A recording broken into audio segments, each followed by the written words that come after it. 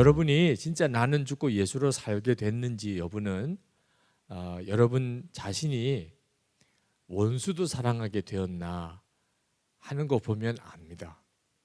원수도 사랑하게 되었다. 그러면 나는 죽고 예수로 사는 사람이 된 겁니다. 또 하나가 나는 주변 사람들에게 사랑으로 소문났나? 그거 한번 점검해 보시면 돼요. 우리가 아무리 예수님이 우리의 머리시고 우리는 그 지체라고 해도 사랑으로 소문나지 않았다면 우리는 아직 주님과 사이에 뭐가 문제가 많은 단계에 있는 겁니다. 지금 한국 교회가 가지고 있는 위기가 바로 이 문제에 대해서 명확한 답을 못하고 있다는 겁니다. 예수 믿는 사람이 사랑으로 소문나지도 않았고 우리 교회가 사랑으로 소문난 교회도 아니고 원수도 사랑하는 것 자체는 아멘이 안 되는 이런 상태가 지금 한국 교회가 가진 위기의 본질입니다. 왜 이렇게 되었을까? 저는 이 구원에 대한 교리 문제가 걸려 있다고 생각합니다. 예수님을 믿기만 하면 구원받는다. 이 교리잖아요. 그런데 그 교리 자체는 틀린 게 아닌데 사람들은 어떻게 그걸 읽느냐 하면 싸워도 된다. 예수를 믿기만 하면 구원을 받으니까 싸워도 구원은 받는다. 누구도 그렇게 설명을 안 하고 가르친 적이 없지만 교리적으로만 이 구원론을 이해하면요, 이런 허점이 생깁니다. 예수님을 믿기만 하면 구원받는다. 오직 믿음. 그러면 그 다음에는 뭐 사랑은 못해도 용서는 못해도 싸우기는 해도 구원은 받겠지. 이렇게 생각을 해요. 실제로 성경을 가만히 읽어보면 깜짝 놀랄 정도로 그렇게 말씀하고 있지 않습니다. 성경은 믿음으로만 구원받는다고만 말하지 않고 사랑으로 구원받는다고 하는 언급이 굉장히 많습니다. 마태복음 5장 22절에 나는 너에게 이르노니 형제에게 노하는 자마다 심판을 받게 되고 형제를 대하여 라가라 하는 자는 공의에 잡혀가게 되고 미련한 놈이라 하는 자는 지옥불에 들어가게 되리라. 예수님이 하신 말씀이에요. 말씀 그대로 말하면 누구 보고 미련한 놈이라고 했다면 그는 지옥 간다는 겁니다. 목사님들 중에 지금까지 살아오는 동안 누구 보고 미련한 놈이라고 말해본 적 없어요? 이게 얼마나 무서운 죄인가. 말씀 그대로만 그냥 적용하자면. 그런데 우리는 그런 감각이 없습니다. 누구 보고 막 저 사람 참 미련해.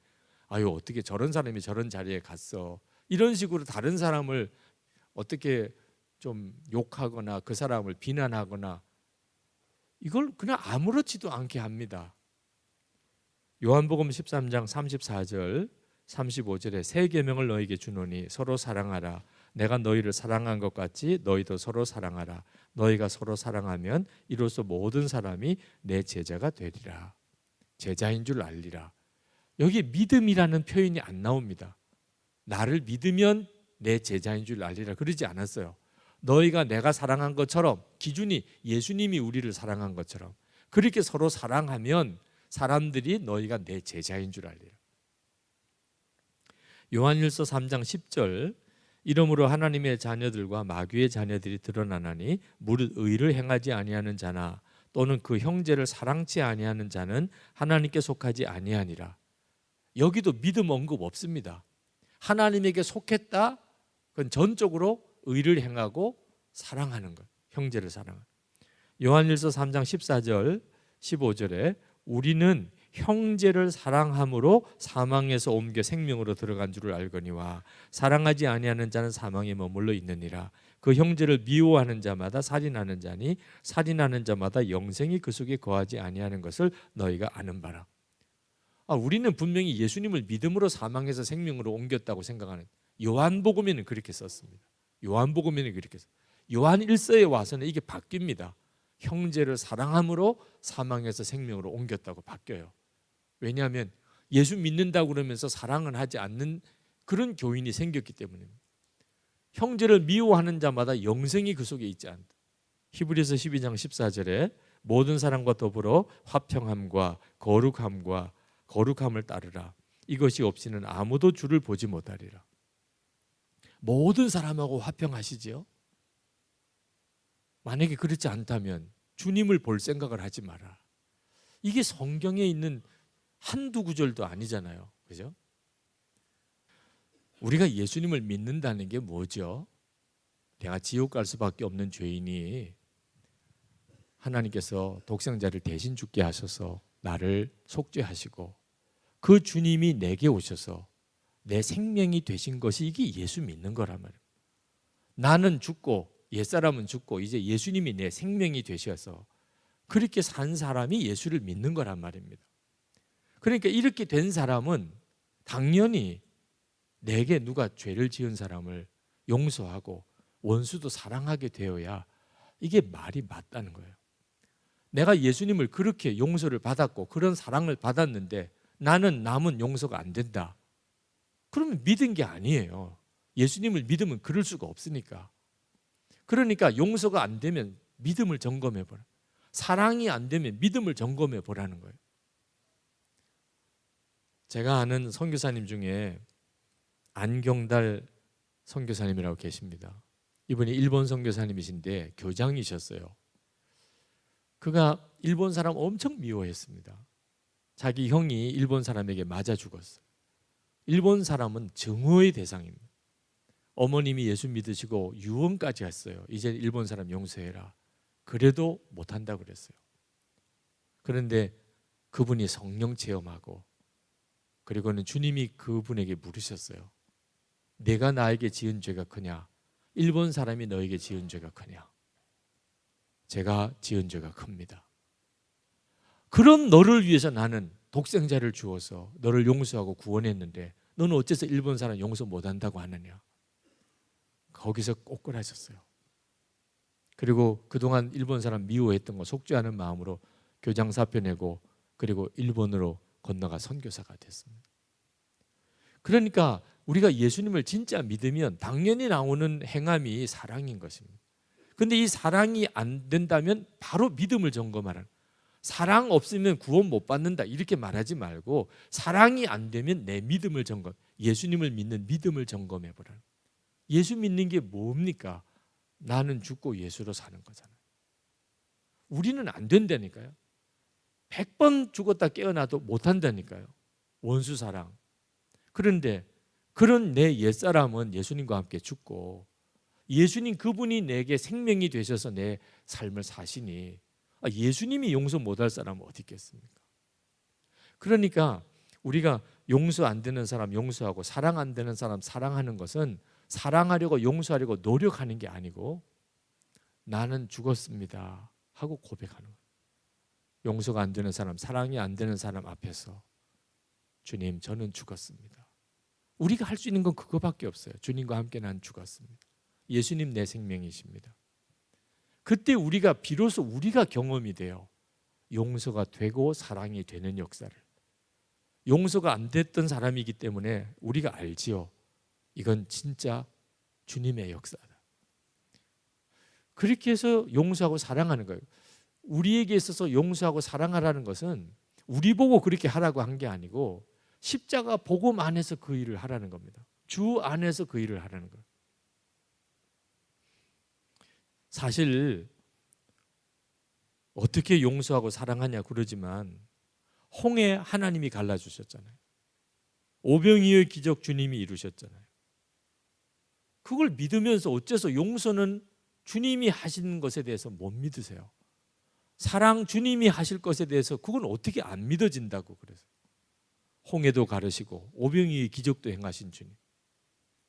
우리가 올바로 예수님에 대한 신앙 고백을 하고 나가면 비로소 우리가 이 바로 원수 사랑의 문제에 있어서 하나님의 역사를 경험하게 됩니다. 저희 교회 예배당 건축이 2006년에 끝났는데 부채가 엄청 늘었어요. 그때 당시 부채로 240억 정도인데 매주 이자만 4천만 원씩 나와요. 교인은 한 1,000여 명대인데 예배당은 8,000평 예배당을 지어놓으니 관리비만도 연 10억 가까이 가나. 이걸 어떻게 감당할까 싶은데 그냥 하나님이 해결해 주실 줄 믿고 은행 부채를 가지고 예배당 공사는 마무리를 했지만 10월쯤 되니까 부도 위기가 와요. 재정위원장님이 더 이상 헌금으로 이자를 못 갚는다는 거예요. 이자를 연체하면 그 역시 연체 이자가 이제 적용되고, 그러면 이제 우리는 감당을 못한다. 그게 10월쯤 그렇게 될 거라는 거예요. 근데 미국에서 부흥회를 해달라는 일정이 겹쳤어요. 교회 사정 때문에 제가 섬기기 어렵다고 그래도 그쪽에서는 뭐 난리가 났어요. 가야 될 수밖에 없었어요. 그래서 장로님들에게 부도 대책을 좀 세워주십시오. 그러나 뭐 장로님들도 길은 없는 상황. 그리고 미국 부흥회를 갔는데 정신이 하나도 없었어요. 완전히 그냥 시차가 12시간 바뀌고 3번 집회하고 식사 대접받으러 나가고 뭐 그러느라고 교회 문제를 잊어버렸어요. 언제 생각났냐면 한국 오는 비행기에서 생각났어요. 한국 간다.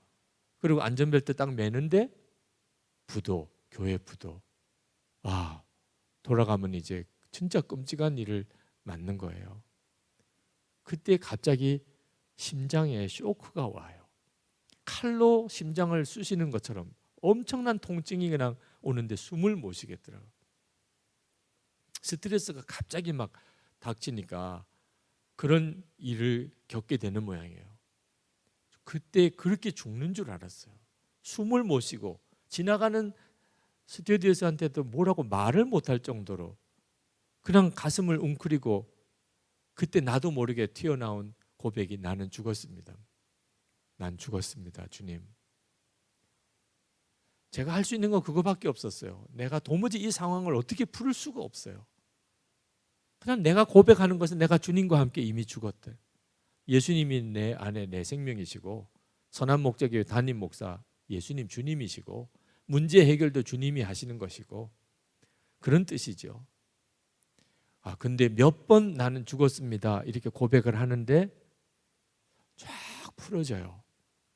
통증이 싹 사그러지면서 숨이 이렇게 쉬어지고 살았다 이런 생각이 드는데 동시에 교회 문제 해결됐다 이런 믿음이 그냥 생겨요. 믿음은 참 이상한 거예요. 그렇게 믿어져요. 우리 교회 반드시 하나님이 해결해 주신다. 그러고 나니까 그렇게 마음이 편안하고 빨리 가보고 싶어요. 무슨 일이 벌어질까? 도대체 어떤 일이 이루어질까? 근데 그때 제 마음속에 너무 하나님 앞에 죄송한 생각이 드는 게, 그러면 담임 목사는 뭐 하는 거지? 이런 생각이 들더라고요. 교회 부채 다 주님이 해결해 주시고 교회 부흥도 다 주님이 하시는 거고 교회 건축도 주님이 다 마무리하시는 거고, 그러면 담임 목사는 뭐 하는 건가? 그래서 질문을 주님께 드렸어요. 하나님, 그러면 담임 목사인 저는 뭐 하는 건가요? 즉시 대답하시더라. 사랑하는 거지. 제가 그 응답을 받고 한편 부끄럽고 한편 너무 감격스럽고, 저는 담임 목사가 뭐 하는지도 모르고 담임 목사 했어요. 내가 교회 부흥시켜야 되고 내가 어떤지 설교 잘해야 되고 내가 어떤지 교회 예배당 지어야 되고, 아니에요. 그건 다 주님이 하시는 거예요. 예수님이 내 생명이신데 나는 그냥 사랑만 하면 되는 거예요. 내가 만나는 사람, 내게 온 교인들, 우리 교인들 그냥 사랑만 하는 거죠. 이것보다도 더 행복한 일이 어디 있어요. 사랑만 하며 살다가 주님 오라고 하실 때 아멘 하고 갈 수만 있다는 게 얼마나 복이에요. 걱정 염려하면서 사랑도 하라 그러면 이거 죽으라는 거지 뭐. 근데 걱정 염려는 하지 말고 그건 주님께서 다 책임지시니까 사랑만 하라.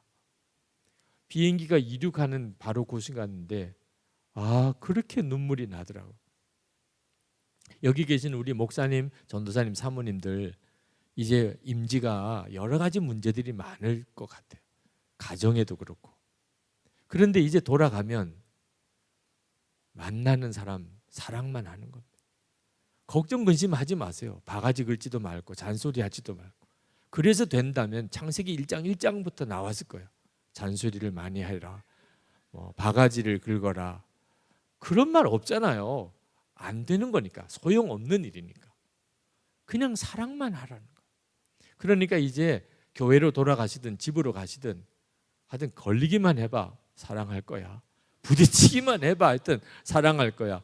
이제는 그냥 만나는 사람, 하나님이 내게 주신 교인은 그냥 사랑만 하는 거야.